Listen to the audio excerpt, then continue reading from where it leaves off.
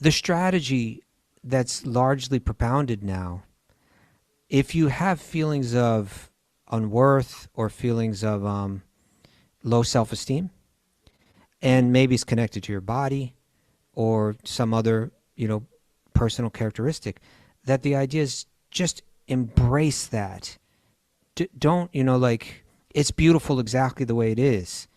And a lot of times that's like quite a mountain to climb to really convince yourself of that. But what you can convince yourself of, and something that's true and much more meaningful and gives much greater relief, is that, well, you don't really need to worry about that because you're not your body anyway.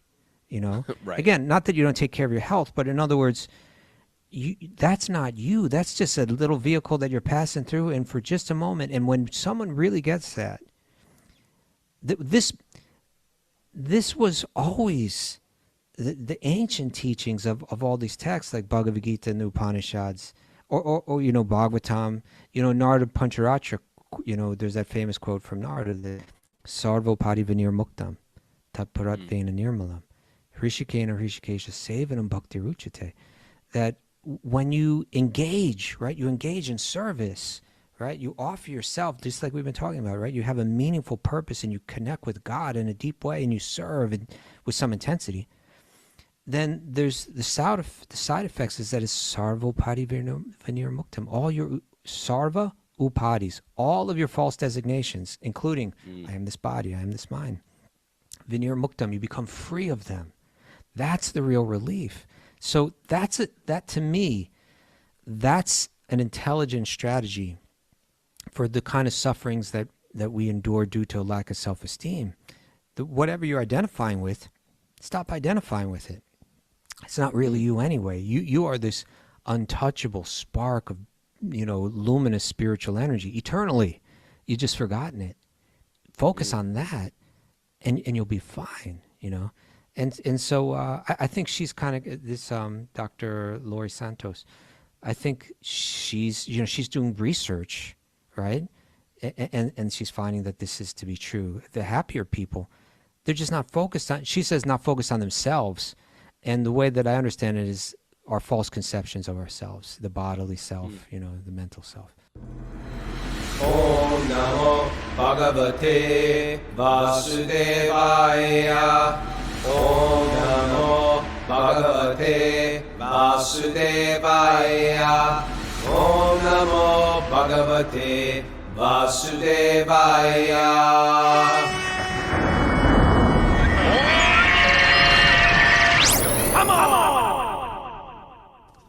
Live from the Courtyard Marriott in Mumbai, this is Wisdom of the Sages, a Bhakti-yoga podcast with your host, Raghunath, and co-host and senior educator at the Bhakti Center in New York City, Kaustubha. Welcome to the show, everybody. It's Tuesday. Today is Tuesday, December 30th, 2025. It's episode 1715. Good morning, beautiful people. Good morning, everybody on the East Coast. It's getting cold over there. It's getting hot here in Mumbai. It's getting hot. You know what? Mumbai, Kaustubha. This place was like a jungle. Imagine where the airport is now. Only 100 years ago, this was like the land of Bengal tigers lived here. Okay. Pretty cool. Pretty interesting. Even tigers. I thought they were from Bengal. They were from Bengal, but they get around. Okay, just like sometimes they're probably flying there before they even had an airport. Yes. Well, let me tell you this. When Prabhupada got the Juhu temple, there was nothing there. Juhu was like, they were like, are you crazy? You're going to build a temple way out there? Bombay just expanded like crazy. I followed this Instagram thing about the old Bombay. When you see little videos of it, it's quite amazing. But, we're on the outskirts of nowhere here, and now that just the city's expanded. I heard it can only expand in one direction, right? It can only go north. Yeah, you're right, because we're on the water right at the bottom here. No, it's actually going west, or east rather, too, because there's Nava Mumbai now, which is sort of, it's expanding that direction. That big temple opened there. Taking in your surroundings, educating yourself, taking an interest. Taking an interest in the culture and the geography, Kaustubha. Yeah. Anyway, Yeah. How are you? How's Govardhan Eco Village? We're going to meet you there. We're leaving there tomorrow with two buses of students showing up. When do you arrive? We arrive probably in the evening, Okay. 6 o'clock-ish. Okay, I'm looking forward to that. Yeah, I'm having a wonderful time here. Yeah. Getting up, doing some writing in the morning, going out and chanting a bit, seeing the cows. Got my Abhyanga today. Very cool. Oil massage. You know, there's an interesting thing about this Chowpatty temple that Radhanath Swami built, which is quite fascinating. That's the temple we're sort of most connected with because we go there a lot because Radhanath Swami is our teacher and we go there a lot. But it's relatively new compared to Juhu. It was, when you and I first started going there was like nothing there. They built it sort of over the years, built more and more and more. But when Prabhupada was here, he was at the famous Bhartiya Vidya Bhavan. Bhartiya Vidya Bhavan. Bhartiya Vidya Bhavan, which is it's like a cultural institution, I think, giving a lecture. And he said something to Shama Sundar like, we want a temple here. And he pointed. What happened was, they were leaving. You have the whole story? Well, this much I know. And the way that I know it is because Shama Sundar gave, the first time that he visited the Chowpatty ISKCON temple, he gave a talk there as probably Sunday feast or something.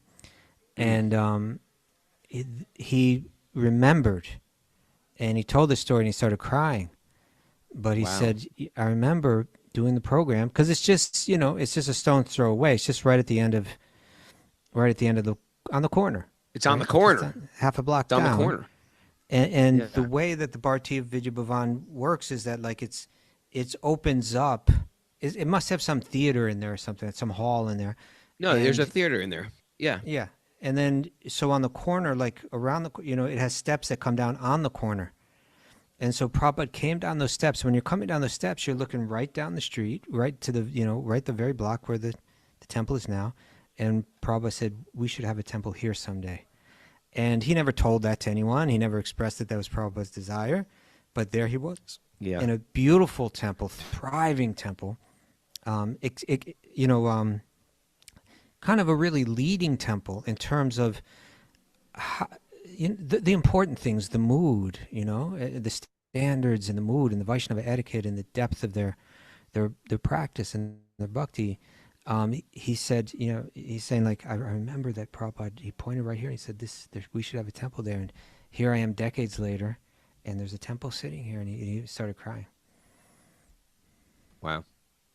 Yeah. Great souls when they have this Vach city. What they speak Vach. comes true. Vach city. You like that? Yeah. Yeah. Very nice. Okay. Prana, do you have any Vach city for us? Speak something Tomorrow truthful. we will not have a show. Boom, and there's no show. Actually, we're not having a show tomorrow, but we're going to do, because me and Kaustubha want to be consistent, we're going to do one Thursday. I think we should do that show at this same time slot at 6 a.m. Eastern time on Thursday. Okay. Is that going to work with the schedule? I think it'll work better with the schedule. Okay, let's do it. 6 a.m. on Thursday. Otherwise, it's tough to squeeze your. I don't know if you're doing doing a sangha there. My evening satsang, yeah. Yeah. And then also, this is the last call for Sage Group signups. Let's call everybody. Signups are going to close at midnight on Wednesday. Okay. So, and if you're in one Sage Group and you want to sign up for a second one, you're allowed to do that at this point. Or even a third. Yeah, even a third. All right, should we get into the night yet? People just want more and more Kṛṣṇa in their life. I want 3 Sage Groups, 4 Sage Groups. Why not? Yeah, Great. you can do it. Yeah. All right. Today's nugget comes from Dr. Lori Santos. Okay. What can you tell me about Dr. Lori Santos? She's an American cognitive scientist and professor of psychology at Yale University.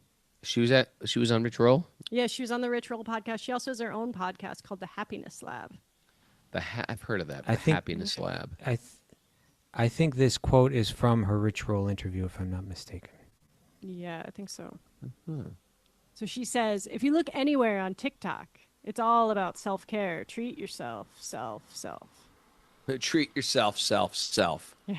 But you look at the studies of happy people, and happy people are not focused on themselves. This is good. I love this. You know, because it cuts against something that's almost become sacred in modern culture, especially in modern yoga culture. You hear this a lot. Everywhere you turn, it's self-care. Treat yourself. Put yourself first. And there may be a sense of compassion behind that. People are hurting. We get that, right? People feel unseen. I get that. People feel unworthy. I get that.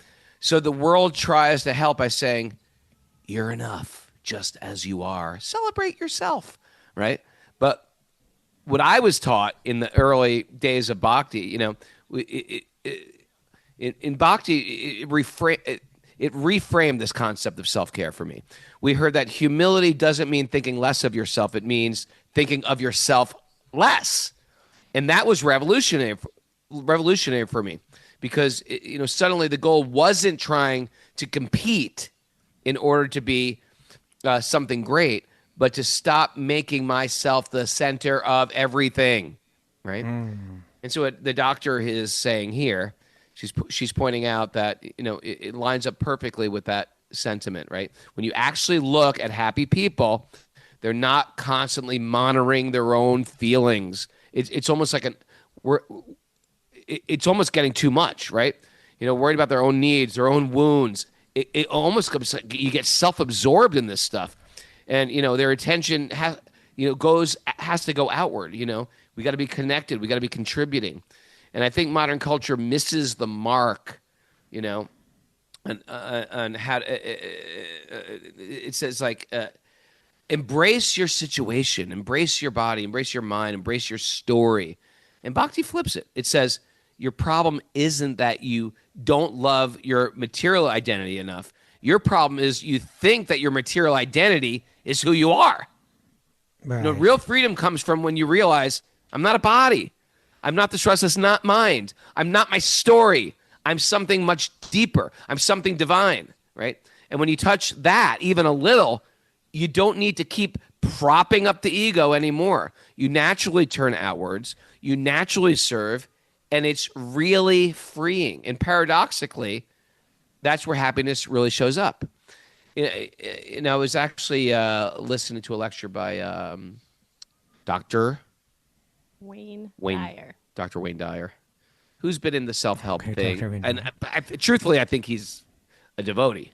He passed away now, but he says so many things. He talks about japa and calling God's name and stuff like that. But he said something exactly the same as this quote. So it's amazing that you chose this quote today because I was just listening to it last night, and he was saying this constant, intense longing for this idea of I'm exhausted. He says, yeah, embrace the exhaustion. Embrace the exhaustion because like when a seed cracks, that's when it starts to sprout and eventually flower and eventually give fruit. You want to be exhausted in one sense. That's not a horrible thing. It could be a great thing. We just have to direct our energy on why we're exhausting ourselves. If I'm exhausting myself for something mundane, yeah, but we will work really, really hard. You know, you see this in I see this in Raghunath Swami. His idea of self-care isn't to get a pedicure and a head massage. His idea of self-care is wake up extra early to get really good japa in and don't move from one spot and hear the holy name. That's his self-care. Doesn't mean we should neglect the body, but I've seen people like that. They work their bodies. Prabhupada, in his old age, worked his body. If Prabhupada was sitting back and just doing, bubble baths, we wouldn't be here today. If he was getting bubble baths in Vṛndāvana. And the devotees do that too. Ever been a bubble bath in Vṛndāvana? Except maybe Kṛṣṇa ever did been it a bubble somehow. bath. I don't know. I don't think they'd have bathtubs. No, it's a they Japanese probably thing. did, right? I don't know. Yeah, but I'm with you. Okay. Raghunath. Anyway. I appreciate what you're saying. You know what I mean? What you're saying, I'll say this, and you and I are getting old enough now so that like we've been around to see kind of trends come and go. And it's a fact that, within the past decade or decade and a half, maybe, or something, like you do hear a lot more of this kind of self-care idea. And again, it's It's not that we shouldn't take care of ourselves.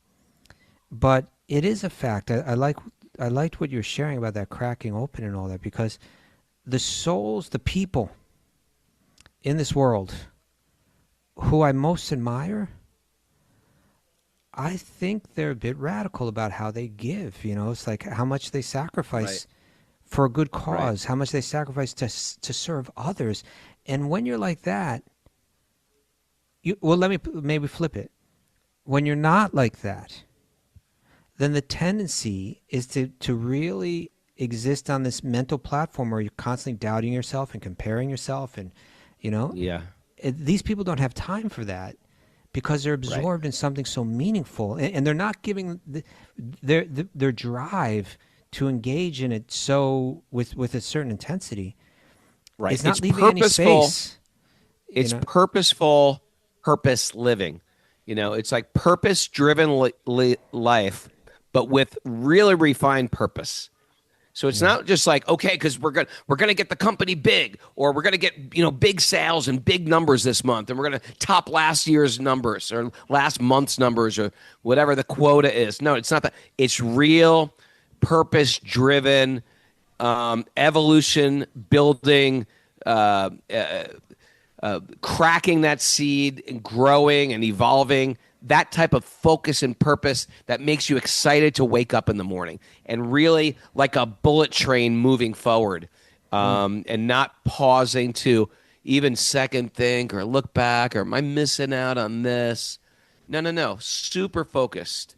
And there's no time for gossip, fault finding, absorbing yourself in mundane news, or comparing yourself, worrying about oneself, obsessing about how I'm being perceived by others. And it is important to do a little self-work. I get that. Self-care, self-work, but I've seen people get so caught in their own therapy they can't get out. You know? How about start taking care of I was like that, I felt, before I got married and had children, started raising stepchildren. I felt like I was so into, like, I was through this whole period of my life of self-care and analyzing my mind and sharing my emotions, which I do think is important to do. I do think you got to dig into your life, into your past, into your hurt, to help you get grounded in this world. But after a while, it gets a little self-indulgent. After a while, how about now you just start caring for people?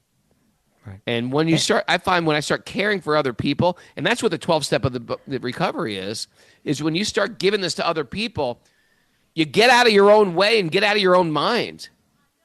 I think that was kind of always there more when people lived more with larger extended families, or, just more connection in the neighborhood. Even as you're coming up as a kid, you're taking care of the younger kids, and you're kind of more involved, not so isolated, sitting in your cubicle and just scrolling nonstop and worrying about how I'm being perceived. So I don't mean to speak too heavy against it, but I do think it's a real principle. And there's another thing here in what she's saying that's so important, I at least a connection that I'm making.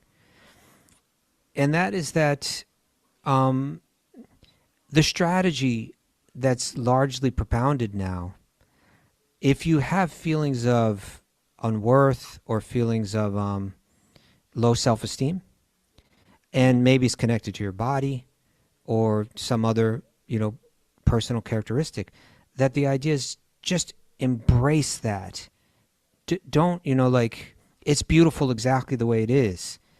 And a lot of times that's like quite a mountain to climb to really convince yourself of that. But what you can convince yourself of, and something that's true and much more meaningful and gives much greater relief, is that, well, you don't really need to worry about that because you're not your body anyway.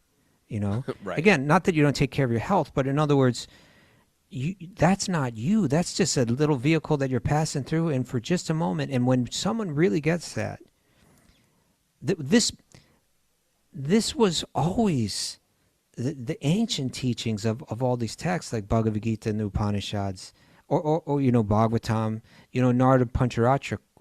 There's that famous quote from Narada, that Sarvo Parivanir Muktam Tatparat Vena Nirmalam Hrishikena Hrishikesha Sevanam Bhakti Ruchate. That when you engage, right, you engage in service right? You offer yourself, just like we've been talking about, right? You have a meaningful purpose and you connect with God in a deep way and you serve with some intensity. Then there's the side effects is that it's sarva upadi vinirmuktam. All your sarva upadis, all of your false designations, including I am this body, I am this mind, vinirmuktam, you become free of them. That's the real relief. So that to me, that's an intelligent strategy for the kind of sufferings that we endure due to a lack of self-esteem. Whatever you're identifying with, stop identifying with it.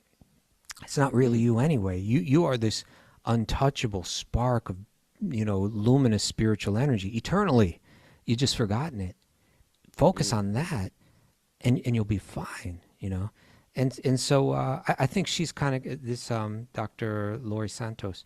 I think she's doing research, right? And she's finding that this is to be true. The happier people, they're just not focused on. She says not focused on themselves. And the way that I understand it is our false conceptions of ourselves, the bodily self, the mental self. Sure. I think there's something in the example of Prabhupada of, like I said, if he was sitting in Vṛndāvana taking bubble baths, we wouldn't be here. There was like this, almost like a desperation to pay back his guru. Like, I'm going to do this hook or by crook. I'm going to get on a boat. I don't care if it's a cargo boat. I don't care that I'm old. I don't care that I'm broke. All I know is that he's done so much for me. He's radically changed the direction of my life. I'm going to pay this person back. Even though it's not possible to pay him back, I'm going to pay it forward by giving this to other people. I don't care if they're a bunch of dirtbags, living in the streets with their dogs. We're going to open temples all over the world. And if it's the last thing I do in this life, I'll sacrifice everything for it. And his initial followers were like, me too. I'm going to do that. What you did to him, I'm going to do for you. And it's spread to us. Like, you and I have this great gratitude. And we're excited about what we do. We're very, very excited. I heard another good one about this. The word enthusiasm comes, what is it? It's from God inside. Yeah. Enthusiasm comes from the Latin God inside of us. And so our enthusiasm, which is from the Nectar of Instruction also, it's one of the ways to enhance your bhakti, is this, you need utsahan, or this enthusiasm. And so when you're enthusiastic, it's because we're grateful. And when you're grateful, you can't pay things back because you realize, man, you've done so much. How do I ever pay this back? How do you ever pay your parents back? You can't. How do you ever pay your teachers back? You can't. All you can do is take care of your own kids. If you pay it forward. How do you pay your teachers back? You give what they gave you to other people. And I think this gives your life meaning and substance. Yeah. And it makes you think of it 24/7. It's what we want to transfer to other people, that we feel like, this has really changed me. And now I want to give this to other people because our life actually has some substance. And so Prabhupada did that in such a way that he set the world on fire doing that. And I appreciate it. I mean, I appreciate people sitting in holy places and chanting the holy name, but that's not for me. That will not be for me. And I'm still trying to debate whether there's a time I'm supposed to do that, or if God wants me to do this like dying, like on my deathbed. Because someone could say, well, why didn't Prabhupada do it? He didn't do it. On his deathbed, he was translating books. We were just in the 10th canto. On his deathbed, they had a dictaphone to his mouth as he's doing transcriptions. So maybe I'm not supposed to retire, Kaustubha. Maybe I'm not supposed to retire and be some sadhu and just get absorbed living in some place. Maybe my calling is just to die on the battlefield, so to speak, of giving the holy name away. I'm okay with that, if that's what Kṛṣṇa wants. Me too. Kadamba Kanana Swami was like that. I appreciated him about that. Mm-hmm. He was dying of cancer, and he refused, from what I know, I don't know everything, but it seemed like, and maybe you correct me, it seemed like he refused to stop spreading the holy name and traveling and initiating and Yeah, at the And very with a end, he went very to Vṛndāvana.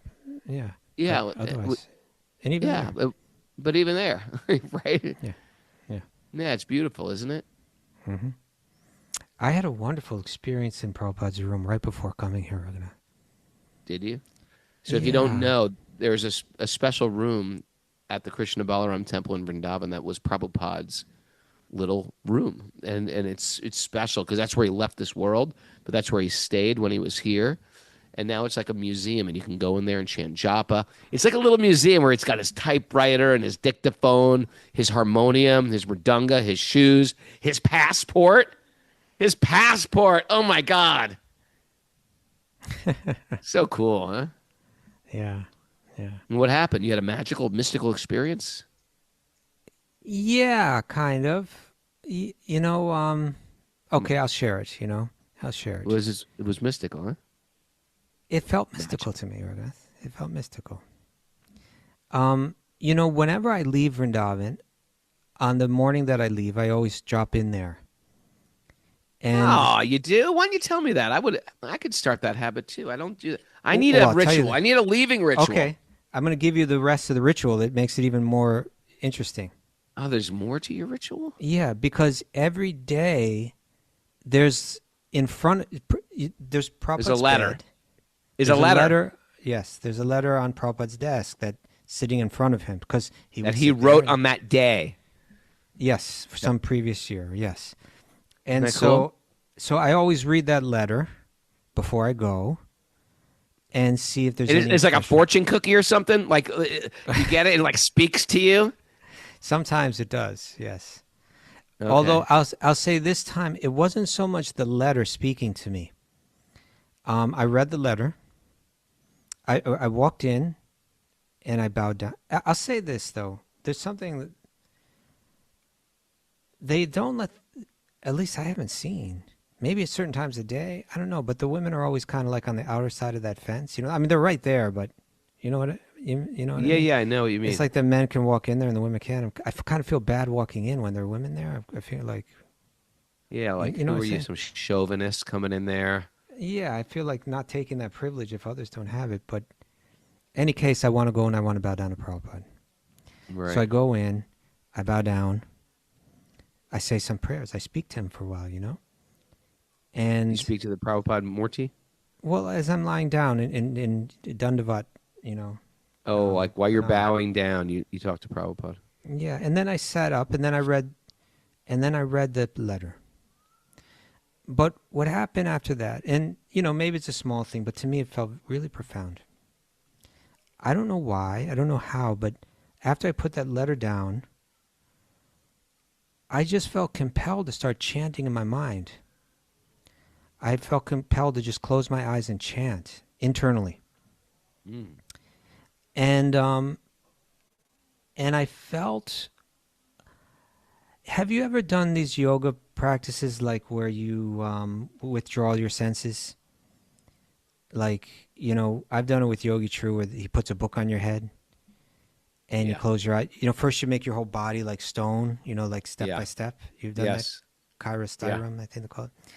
And so when you do, it's kind of like you bring your entire awareness into this foot and you make it like a stone, and that foot you make it like a stone. You work your way up your body. Your whole body is planted into the ground like it's a tree and it's immovable, and you kind of like make your whole body like it's stone. Yeah. And just by focusing on that area of your body, you move through it until you're there, like, and your body is basically like a rock now. And your eyes are closed and you're not budging an inch. And when your body becomes so still, your mind tends to become more still. And then you're existing there in the darkness. And there's kind of you and the Paramatma there. It's kind of like everything else is dropped away. And somehow, like, I immediately felt myself in that place where my eyes were closed and I was chanting the name and there was nothing but me and the name vibrating and nothing else. And I almost felt like it was Prabhupada saying, like, this is how you chant. Chant like this. Go into it. Go feel it right in your heart and don't just shut down the rest of the world and feel that name, hear that name, and feel that name within you. And I almost felt like Prabhupada just gave it to me, like right in that moment. Like, not that I'm Wow. there all the time now, but I do feel like since then, I'm like, that's how I need to chant, and I can kind of reach for it, I'm going to But call that a Kṛṣṇa miracle. I think feeling that right at the very spot where Prabhupada left this room, it's like a place where he's very present, Right. I felt that was a really nice. It was like the moment I left Vṛndāvana, and you're making prayers the whole time. When you're in Vṛndāvana, you should be praying all the time. You should be crawling around in the soft sands, like a beggar. Kṛṣṇa, when will I have this love? Why is my heart so much like a steel cage? When will my heart melt? When will I be able to chant this name and feel these feelings that all the great devotees have had? What's wrong with me? I know you want to give this away. I want to take it. Please give it to me. You have to be begging like that when you're in Vṛndāvana. That's what you go to Vṛndāvana for. You go there to beg for that. That special love that is the love of Vṛndāvana. And so anyway, I did feel like Kṛṣṇa said, here, have a drop of mercy, like chant like this, So anyway, I felt that in that space. I think it was, so much the influence of that space. Anyway, That's beautiful. Something, yeah. Thank you, Prabhu. Thank you. Thank you, Kaustubha. All right. You ready to dive into the Srimad Bhagavatam? I'm ready. Narayanam namaskritya naram chaiva narottamam devim saraswatim vyasam tato jayam mudirayat. Before we start in the Srimad Bhagavatam, which is our very means of conquest, one should offer respectful obeisances to the Supreme Lord, Narayan, unto Narayan Rishi, the supermost human being, to Mother Saraswati, the goddess of learning, and to Srila Vyasadeva, the author. Nasta prayeshu bhajreshu nityam bhagavat sevaya bhagavati utamashloke bhaktir bhavati naishtaki. By regular attendance in class in the Bhagavatam and by rendering service to the pure devotees, all that is troublesome to the heart will become eradicated, and loving service to the Supreme Lord, who is praised with transcendental songs, will be established as an irrevocable fact. Om Agyanat Temarandasya Gyananjana Salakaya Chaksuramadatam Yena Tasmai Shri Gurave Namaha. I was born in the darkness of ignorance. My teachers are opening my eyes with a torchlight of knowledge. I offer my obeisances at their lotus feet. Reading from the Srimad Bhagavatam, Canto 10, Chapter 16, Text 10. Text 10. This is the Kāliya pastime we're reading. Oh my God! And we're at a horrible place. Kṛṣṇa just got his chest bitten by the huge dragon-like snake, Kāliya. Everybody's freaking out. Birds have died. Cowherd boys have apparently left their bodies. Then they came back, though, right? Then they came back to life. When Kṛṣṇa came over and glanced at them, they came back to life. But now everybody's it's sort like- of freaking out. It's just like imagine seeing, your son or your best friend getting attacked by a wild dog, a pack of dogs. Oh. It's just, think about that. How much that you're freaking out watching a person you love in great danger. That is actually a type of love. Yeah. And so this is love and some type of horror and fear Intensified. and intensified love. But unlike the other one, if I saw my son getting attacked by a pack of dogs, which brings me to great distress and misery, this type of attachment to my son, who is Kṛṣṇa, say, brings you ecstatic joy in anxiety and in fear. It's very, very interesting. And there'll be a understanding. release. There'll be a release, too, in a moment, right? But Yeah, because there's a shifting of moods that it's about to go on. So, text 10, when the family members of the cowherd community who had accepted Kṛṣṇa as their dearmost friend saw him enveloped in the snake's coils, No. right? Imagine that. Motionless, they were greatly disturbed. Imagine seeing your little boy and a giant snake is wrapped around him. Oh, it's got them all wrapped up. They offered everything. These people offered everything to Kṛṣṇa. Their very selves, their families, their wealth, their wives, all their pleasures. At the sight of the Lord in the clutches of the Kāliya snake, their intelligence became deranged by grief, lamentation, and fear, and thus they fell to the ground. This is like a spiritual madness, It's like Sure. they've just been I mean, pushed to the limit. we can relate to it in a, imagine if you had that with someone you love, with their material body was wrapped around by a snake, they're about to die perhaps, or in, great danger. We'd have all those feelings ourselves: grief, lamentation, fear, right? The cows, bulls, and female calves in great distress called out piteously to Kṛṣṇa. They're all attached to Kṛṣṇa too. Oh, the cows Fixing are their wailing. eyes. Because, who are the cows and the bulls and the calves? They're all pure devotees. They're all love pure Kṛṣṇa. devotees themselves. They love Kṛṣṇa just like everybody else there. Yeah. Fixing their eyes on the Lord, they stood still in fear, as if ready to cry, but too shocked to shed tears. Text 12. In the Vṛndāvana area, there then arose all three types of fearful omens. Omens. So if you're a person who studies omens, by the way, Like you the do part-time. Omen, the Omen was another movie my mom forbid me ever to watch. The I've still Omen. not watched it to this day. It was The Exorcist and The Omen.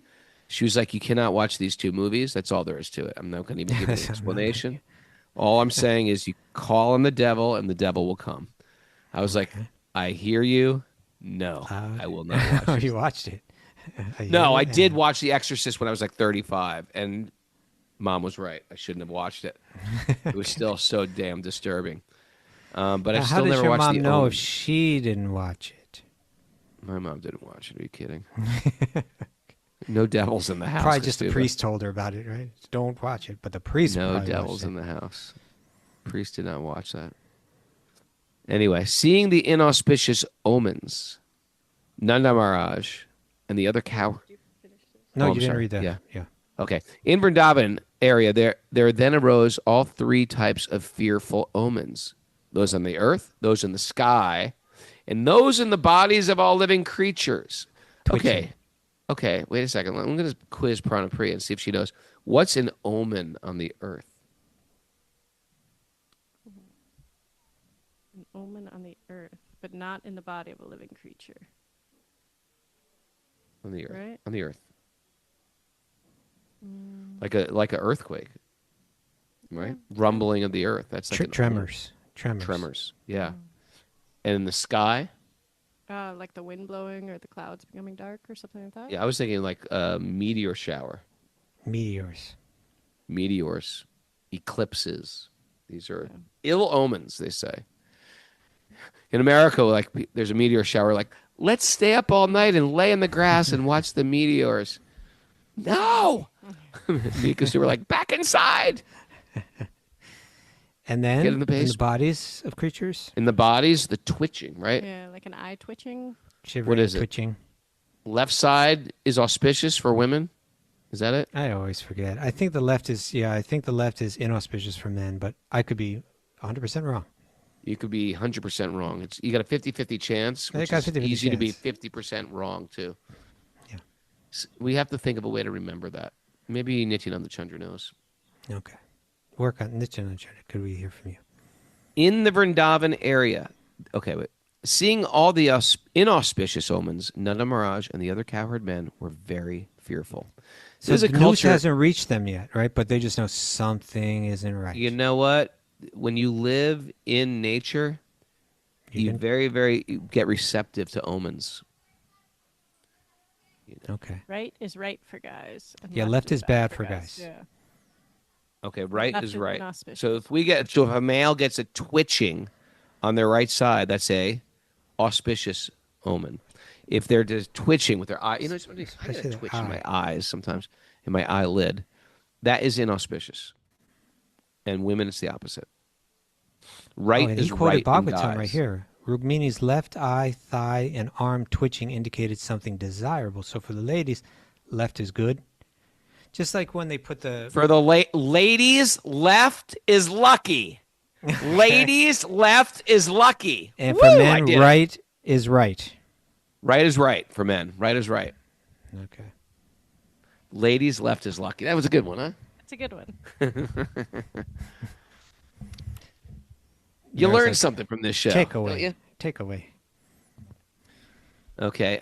Seeing all the inauspicious omens, Nanda Maharaj and the other cowherd men were fearful, for they knew that Kṛṣṇa had gone to herd the cows that day without his elder brother. Oh, you see that right there. Oh, they went without Balaram. Went without Balaram. Because they had dedicated their minds to Kṛṣṇa, accepting him as their very life. They were unaware of his great power and opulence. Okay, so thus that's they concluded. Speaking to what we speak about often, right? They love him with such an intimacy that they think he's vulnerable. Right. He's just an innocent, sweet little child who we are magnetically attracted to. Because they had Thus, they concluded that the inauspicious omens indicated he had met with death, and they were overwhelmed with grief, lamentation, and fear. All the inhabitants of Vṛndāvana, including the children, the women, the elderly persons, thought of Kṛṣṇa just as a cow thinks of her helpless young calf. And thus these poor, suffering people rushed out of the village, intent upon finding Kṛṣṇa. So picture this cinematic vision, right? Like all these beautiful people, but with their hearts just completely being torn up by the thought that Krishna's in danger. They're all running out. We have to find him. We have to find him. It would be an amazing vision, wouldn't it? Jeez, yeah. All these things. We got to paint these. We got to paint these visuals in our mind. In the heart, in the mind, yeah. The Supreme Lord Balaram, the master of all transcendental knowledge, smiled and said nothing when he saw the residents of Vṛndāvana in such distress, since he understood the extraordinary power of his younger brother. Okay. He's not worried. One cool head prevailing. The residents hurried towards the banks of the Yamuna in search of their dearmost Kṛṣṇa, following the path marked by his footprints, which bore the unique signs of the personality of Godhead. Nobody steps on his signs footprints. On signs on Krishna's feet. Pranapriya. Flag. Thunderbolt. Fish. Says Lori. Umbrella. Goad. Says Katie. Goad. Elephant goad. Elephant goad. Is there a chakra? Chakra on a I'll tell you what it's going to be. It's a barley corn, an elephant goat, a lotus flower, and a flag. That's what it says in the next verse. My dear King Parikshit, seeing his footprints on the path amongst the cows. I think you skipped. I'm on it. No, I didn't. I'm good. Right. Oh, you're still in the same one. Okay. Yeah. Seeing his footprints on the path among the cows' hoof prints, the residents of Vṛndāvana rushed along in great haste. As they hurried along the path on the bank of the Yamuna River, they saw from a distance that Kṛṣṇa was in the lake, motionless with the coils of that black dragon. Serpent-like dragon. They further saw, right? Loch Ness Monster. Loch Ness Monster, what was he? Serpent? Dragon? Snake? I think it's like big serpent. It's like a dragon. They further saw that the cowherd boys had fallen unconscious and that the animals were standing on all sides crying out for their Kṛṣṇa. Seeing all this, the residents of Vṛndāvana were overwhelmed with great anguish and confusion. It's like what's happening in a sense, and as you said, in one sense, there's a type of ecstasy that they're experiencing even in this state that is difficult for us to understand. But in another sense, it's kind of like pulling back like a bow or a rubber band, It's like it's getting pulled. The further you pull it back, the more powerful the feeling is going to be when it swings the other way, when it springs the other way. And so right now, this is just as bad as news gets, Right. When the young gopis, whose minds were constantly attached to Kṛṣṇa, the unlimited Lord, saw that he was now within the grips of the serpent, they remembered his loving friendship, his smiling glance, and his talks with them. Burning with great sorrow, they saw the entire universe as void. So this is, what was the name of that record that we like to listen to? The Heart of a Void. Gopi? Oh. No, not Void. No, I wasn't thinking of Void. They were good, man. Void was the best. Ever see them? Yeah, I wasn't thinking of the Void song Decapitate. I was thinking... Who are you and why are you here? I was thinking of the record In the Inner Heart of a Gopi or something. What is it called? The Heart of a Gopi? Heart of a Gopi. Gopi by Ellen Molnia. Ellen Molina. So, but this is the heart of the gopi. What is it that's constantly playing in their heart? What is it that's constantly dominating their heart? His loving friendship, his smiling glances, and his talks with them. This is what, like, it's like their heart is like a locket and it's locked in there. You know, it's like that's always there for him. That's what they live for. That's all they live for. And now that's rising up in them with right, just like a chemical reaction. They have that there always, and then you add an ingredient of this, in a sense, horror, you know, that they're experiencing, and that love intensifies it. It intensifies and transforms it into a particular taste of love, and this is what, you know, like the Goswamis did. They analyzed the emotions, the spiritual emotions in these books in a very scientific way, and so that we could better understand why is Krishna in the coils of that snake right now? Because he's adding different ingredients into the hearts of all of those that love him, so that they're experiencing an intensified form of love. And there's going to be resolution. So, but Yes. it's amazing. We grew up with saying things like, I love Jesus, or I love God. You want to understand how to love God? Although this comes off like a fairy tale or a children's story, this Very is like a sophisticated. scientific explanation of the nuances of love of God. Isn't that interesting? It's a very Isn't that sophisticated. interesting? It's very interesting, Raghunath. This is a very sophisticated approach to understanding, you know, divine love. It's not just throwing it out like a big broad stroke. Yeah. It's going into the fine I love details God. of it. Yeah, this is what it looks like. In The its young gopis, most beautiful way. when the young gopis, whose minds were constantly attached to Krishna, the unlimited Lord, saw that he was now within the grips of the serpent, they remembered his loving friendship, his smiling glances, and his talks with them. Burning with great sorrow, they saw the entire universe as void, Void. not the band. Although Definitely, the band elder had gopis, nothing to do with this. nothing whatsoever. Nothing. Although the elder gopis were feeling just as much distress as she, and were pouring forth a flood of sorrowful tears, they had to forcibly hold back Krishna's mother, whose consciousness was totally absorbed in her son. Okay, I Standing bet like you. Yeah. Go. I'm sorry to interrupt, but I bet you that description I wouldn't be at all surprised if it's using like yogic language, right? About fixing her vision, anupravishtam, pained, holding firmly, floods of sorrow spilling forth, each of them. Vrajapriya. Oh, that's a nice name, isn't it? The darling of Vraja. That's Krishna. Rajapriya. Topic speaking. Could have They been your name, stood. Rajapriya. Vrajapriya. Okay, I'm sorry. Please continue, Ravi. Standing like corpses with their eyes fixed upon his face, these gopis each took turns recounting the pastimes of the darling of Braj. Oh.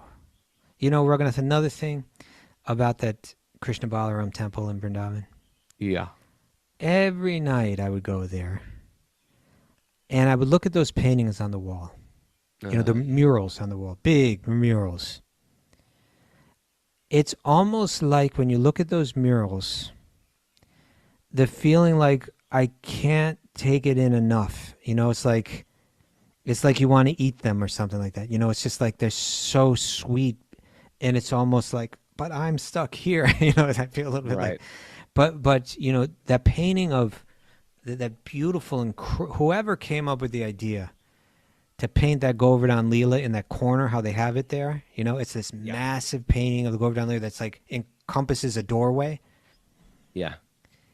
That painting is so gorgeous and so moving, isn't it?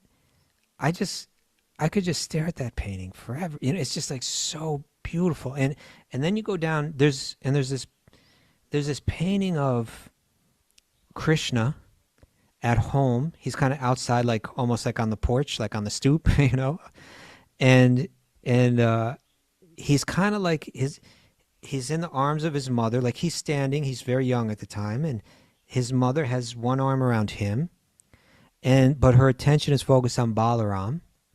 And Krishna's standing there holding a lotus flower, looking like the most nonchalant, not just nonchalant, but like relishing, like the ultimate relisher of love. He's relishing his mother doting over him. He's relishing the attention of his brother Balaram. You know, what are Balaram and Yashoda talking about? They must be talking about Krishna, right? And then there's another cowherd boy that's kind of running up from below. And then, but in the background, it shows the young gopis. And they're all staring at Krishna from a distance. And they're staring with such beautiful expressions, you know, so that you can see in their eyes all that we're reading about here, that like we read about, you know, his loving friendship, his smiling glances, his talks with them. They're looking at him with this, the most innocent, pure, but intense type of romantic love. It's like Vṛndāvana is just saturated with this stuff. It's everywhere, you know. But I love that courtyard of the temple, and it's also moving. It is. Okay. Where are we? Prana? So the gopis took turns recounting the pastimes of the darling of Vrajapriya. Okay, text 22. Lord Balaram then saw that Nanda Maharaj and the other cowherd men who had dedicated their very lives to Krishna were beginning to enter the serpent's lake. Oh, Oh my God! This is heartbreaking. Every father is freaking out. Right? He's saying, as the Supreme Personality of Godhead, Lord Balaram fully knew Lord Krishna's actual power, and therefore he restrained them. Now you have to read the commentary here. Will do. Okay. Srila Sanatana Goswami explains that Lord Balaram checked some of the cowherd men by speaking to them, others by physically holding them, and still others by casting upon them his potent, smiling glance. Like one of those, don't you worry, we got this covered. Everything's okay. Distraught over the situation, they were prepared to give up their lives for Lord Krishna by entering the serpent's lake. Okay. 23. The Lord remained for some time within the coils of the serpent, imitating the behavior of an ordinary mortal. But when he understood that the women, the children, and other residents of his village of Gokul were in acute distress because of their love for him, their only shelter and goal in life, he immediately rose up from the bonds of the Kāliya serpent. Maybe this should be our cliffhanger. Maybe we should break it right here. Like there's a shift in the story. I just got hit by a jet lag stick. I felt something going on. I felt like boom. You know, when you get jet lag from like a 10.5-hour time difference, yeah, it sort of comes on like I could fall asleep standing up. Like your whole body just turns off. Turned to that yesterday. What's that? Oh yeah, my son he did fell it asleep yesterday. standing up. Sleep so quickly. Well, he We felt. were sitting down. We're like, okay, let's eat some dinner, and he just goes, okay. It just, I don't think I want to eat anything. he He just fell asleep. just fell asleep. All right, ready for some takeaways? Yeah. Yeah, especially omen-related ones. Yeah. Don't watch The Omen. That's one. That's one. Saving the omen ones for the end. Bhakti reframes self-care. Yes. It says. Don't think less of yourself. Just think of yourself less. Very good advice. Sound advice. Mm-hmm. Real freedom comes from recognizing your true spiritual identity. Mm-hmm.